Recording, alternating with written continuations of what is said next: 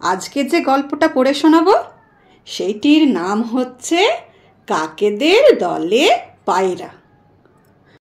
গল্পটা কিন্তু খুব সুন্দর, তোমরা মন দিয়ে শুনবে, ঠিক আছে? তাহলে শুরু করি। কাকেদের দলে পায়রা। কোনো এক গ্রামে এক চাষার ক্ষেতে ফসল কাটার সময় এক ঝাঁক কাক খুব উপদ্রব করত। তারা দল বেঁধে শঁ করে শস্য ক্ষেতের ওপর নেমে এসে সব শস্য খেয়ে নষ্ট করে ফেলত। চাষা খুব রেগে গিয়ে ভাবত, উফ, এই কাকগুলো যে আমার ক্ষতি করছে আর সহ্য করা যাচ্ছে না, এদেরকে যে কি করে আমি জব্দ করি। উফ, একটা আমাকে উপায় ভাবতেই হবে। সমস্ত সর্ষেগুলোকে নষ্ট করে দিল, যা যা পালা এখান থেকে। না, তোদেরকে আমি জব্দ করবই, একটা আমাকে উপায় বের করতেই হবে। একদিন সে বুদ্ধি করে ক্ষেতের ওপর জাল বিছিয়ে রাখলো এবং তার ওপর শস্যদানা ছড়িয়ে দিল। কাকেদের দল যখন শস্যে খেতে এলো তখন তারা জালে আটকা পড়ে গেল। আর পালাবে কোথায়? পালাতে পারল না। জালে তারা বন্দী হয়ে গেল। জালে বন্দী কাকেদের দেখে চাষার যে কি খুশি আর কি আনন্দ! চাষা খুবই আনন্দ হলো। সে বলল, ডাকাতের দল কাকরা, এবার এবার কি হয় তোদের? কেমন জব্দ করেছি বল?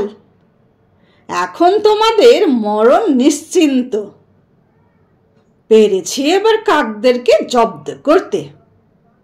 ঠিক করেছি, আমার শস্যে ক্ষেতটাকে তোরা নষ্ট করে ফেললি, এছাড়া আমার কোনো উপায় ছিল না। ঠিক করেছি।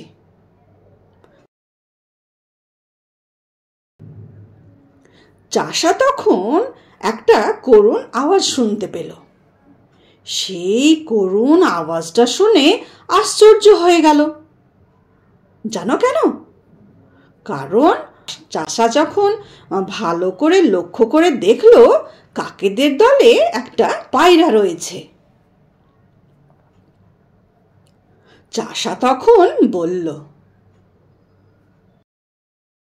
ভাই, তুমি এদের দলে? তুমি কোথা থেকে এসে জুটলে ভাই? যাই হোক, এখন তো আমি তোমাকেও ছেড়ে দিতে পারি না। না, তোমাকেও আমি ছেড়ে দেব না। তোমাকে তো আমি ছেড়ে দিতে পারবোই না। তুমি যেমন অসতের সঙ্গে মিশেছ তেমনি তার ফল ভোগ করো। এবার তোমাকেও আমি মারবো কাকেদের সঙ্গে। এই বলে চাষা বাঁশি বাজিয়ে তার শিকারী কুকুরদের ডাক দিল।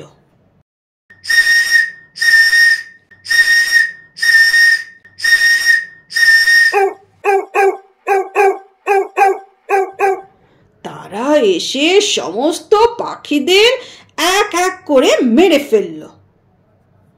চাষা তখন হাঁফ ছেড়ে বাঁচল। এই গল্পটা থেকে আমরা কি শিক্ষা পেলাম? এই গল্পটা থেকে আমরা এটাই শিক্ষা পেলাম যে অসৎ সঙ্গের চেয়ে একা থাকাই ভালো। অসৎ লোকেদের সঙ্গ থেকে একা থাকাই ভালো, তাই না? ওই কাকেদের দলে যদি পায়রাটা না আসতো তাহলে তো আর পায়রাটা মারা যেত না। ওই কাকরা তো সব অসৎ ছিল, বদমাশ ছিল, চাষার ক্ষেতটাকে নষ্ট করে দিচ্ছিল শস্য খেয়ে। আর তাদের মধ্যে সেই পায়রাটাও চলে গেছে, দিয়ে সেও ওটাকেও ওর সঙ্গে থাকতে লাগলো।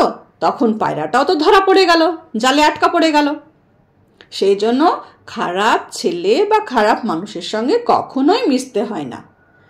তুমি যদি ভালোও হও তাও তুমি যদি খারাপ ছেলেদের সঙ্গে থাকো তখন তোমাকেও বলবে যে তুমিও খারাপ, তাই না? তাহলে আমাদেরকে কখনোই খারাপ ছেলেদের সঙ্গে মিশতে নেই বা ওদের সঙ্গে থাকতে নেই।